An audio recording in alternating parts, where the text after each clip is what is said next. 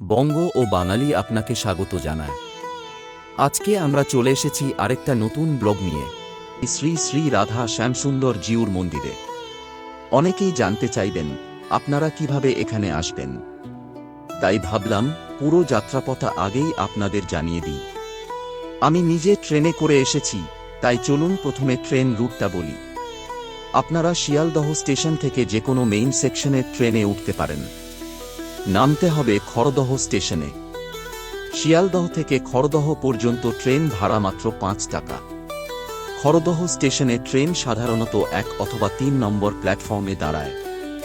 যেদিকেই নামুন না কেন, স্টেশন থেকে বেরিয়ে চলে আসবেন খড়দহ রেলগেটের দিকে। রেলগেট পার হয়ে পশ্চিম দিকে গেলে পাবেন অটো বা টোটো। সরাসরি বলবেন রাধা শ্যামসুন্দর মন্দির যাব, সঙ্গে সঙ্গেই আপনাকে নিয়ে যাবে। অটোতে ভাড়া পড়বে জনপ্রতি ১০ টাকা আর টোটোতে ১২ টাকা। লোকেশনটা খুব কাছেই। ঠিকানা Shyamsundar Thakur, Kali temple road, Goswami Para road, Khardah, Paschimbanga ৭০০১১৬। মন্দিরটি Khardah Shibnath high school higher secondary education এর খুব কাছেই। চলুন এবার মন্দিরের দিকে যাই। অটো বা টোটো থেকে নেমে একটু হাঁটলেই চোখে পড়বে এক দারুণ শান্ত পরিবেশ। প্রাচীন গেট দিয়ে ঢুকেই মনটা যেন একেবারে শান্ত হয়ে যায়। দেখা যাবে সুন্দর করে সাজানো মন্দির প্রাঙ্গণ। সামনেই শ্রী শ্রী রাধা শ্যামসুন্দর জিউর বিগ্রহ অপূর্ব সাজে সজ্জিত। প্রথম দর্শনেই মনটা ভরে যাবে। চারপাশে মাধুর্য, ভক্তদের গলা থেকে ভেসে আসা নাম সংকীর্তন আর ধূপদীপ ঘণ্টার শব্দে যেন ভেতরে একটা ভক্তিভাব তৈরি হয়। যারা প্রথমবার আসছেন তাদের বলবো একবার অন্তর জুতো খুলে মাটিতে পা রাখুন। এই মাটির একটা আলাদা টান আছে। মন্দিরের পুরোহিত বাবুরা খুব আন্তরিক, চাইলে প্রণাম করে একটু আশীর্বাদও নিতে পারেন।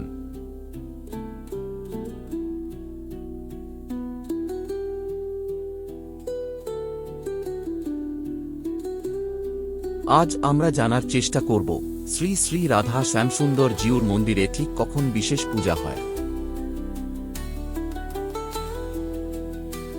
প্রতিষ্ঠা হয়েছিল, যার জন্য মাঘী পূর্ণিমার দিন একটা বিশাল এখানে অনুষ্ঠান হয়। তিন ঠাকুর দর্শন প্রমাণটা একটা বিশাল হয়। এমনি নিত্য সেবা বলতে সারাদিনের যেটা আমাদের এখন যেটা দোলের পরে মঙ্গল আরতি হচ্ছে ভোর 4:30।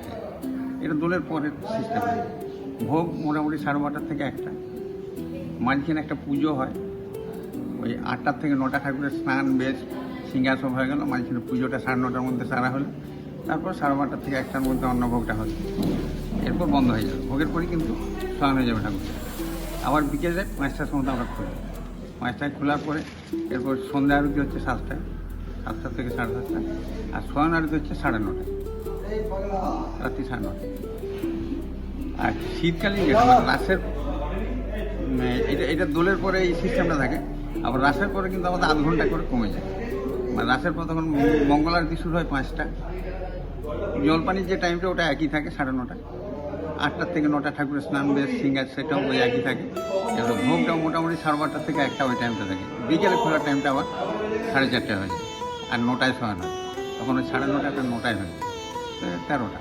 আর এরপরে সঙ্গে আরও যোগ কিছু থাকে, মানে এক এক সময় হয়তো দেখা যাচ্ছে 15, 16, 18টা হয়ে যায়। কিন্তু নর্মাল যেটা থাকে সেটা 13টা পর থাকে। ভোগ হবে মানে দিনের বেলা ঠাকুরের পুজো টুজো সব হবে। দুপুরে স্নান হবে, তখন ওই মিষ্টি, লুচি, সুজি, ফল এই সকল দিয়ে একটা ভোগ হবে। কিন্তু অন্নভোগটা হবে সন্ধ্যাবেলা। সন্ধ্যে আবার অভিষেক হবে, ভিতরে মন্দিরে নিয়ে গিয়ে স্নান হবে। সারাদিনের যে পুজোটা টোটালটাই আবার সেই সন্ধ্যাবেলায়। দোলের সময় তো কিন্তু ওই সেম জিনিস। সারাদিন ঠাকুরের পুজো, দোল খেলা হলো, সব হলো, কিন্তু সন্ধ্যেবেলা সারাদিনের ক্রিয়াটা হবে। ওই 2 ঘন্টার মধ্যে পুরো মানে একবার সারা পুজো, অন্নভোগ সব। রাতের শেষ দিন যেটা সেটাও তাই, ওই একই সন্ধ্যেবেলা অন্নভোগ। বাকি সারাদিন ঠাকুর তো বাইরেই মানে অনুষ্ঠান করতে করতে আসে। আর বাকি 12 মাসের যে নিয়মটা, 12 মাসের নিয়মটা এই 12:30 থেকে 1টা অন্নভোগ, যেটা এটা ঠিক আছে। আর পদ বলতে এখানে মোটামুটি 13টা পদ যেগুলো হয়: অন্ন, শুক্তো, ডাল, মুগ ঘন্ট, আলু পোস্ত, চচ্চড়ি, পুষ্পান্ন। পুষ্পান্ন বলতে যেটা আমাদের ঘি ভাত বলি। ভোগের মানে কুপন কত? 120 টাকা। আচ্ছা। কেউ যদি চায় পার্সেল করে নিয়ে যাবে হ্যাঁ ভোগ, নিয়ে যেতে পারে, তাহলে কিন্তু সেক্ষেত্রে তাকে ওই পার্সেলের পাত্রটা আনতে হবে, মানে কন্টেনার বা চাটনি, পায়েস, মালপোয়া, মিষ্টি।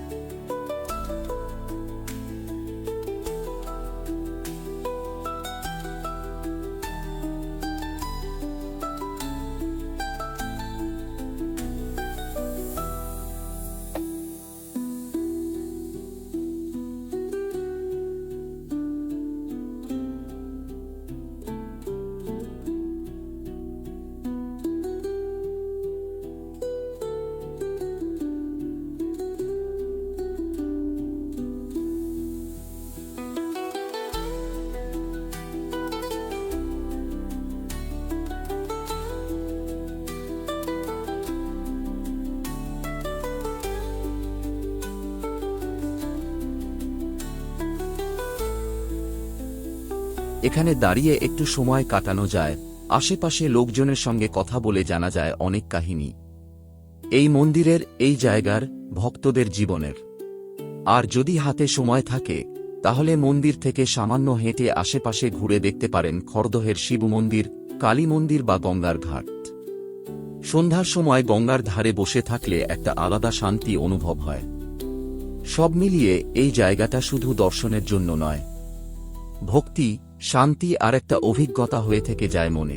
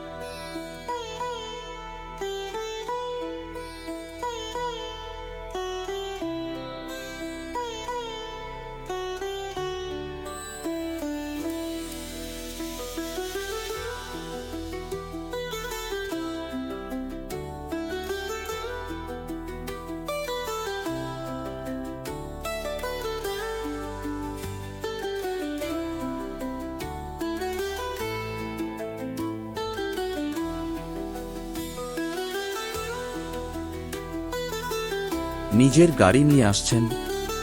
চিন্তার কিছু নেই, মন্দিরের আশেপাশে পার্কিংয়ের ভালো ব্যবস্থা রয়েছে, একদম নিশ্চিন্তে আসতে পারেন। মন্দিরটি খড়দহ শিবনাথ হাই স্কুলের খুব কাছেই, লোকেশন পেতে গুগল ম্যাপে নাম লিখলেই সহজে পেয়ে যাবেন। শ্রী রাধা শ্যামসুন্দর জিউর দর্শন যেন আমাদের জীবনে আরও শান্তি, ভক্তি আর ভালোবাসা নিয়ে আসে। আপনারা যদি আসেন, মন থেকে বলবো, এখানে শুধু দর্শন নয়, অনুভব করতে পারবেন এক অন্যরকম শান্তি। আপনাদের যদি ভিডিওটা ভালো লাগে তাহলে একটা লাইক কমেন্ট করে জানাবেন। আর এইরকম আরও তীর্থযাত্রা আর মন্দির ভ্রমণের গল্প পেতে চ্যানেলটা সাবস্ক্রাইব করে পাশে থাকুন। পরের দর্শনে আবার দেখা হবে। জয় রাধে রাধে, জয় শ্যামসুন্দর জিউ।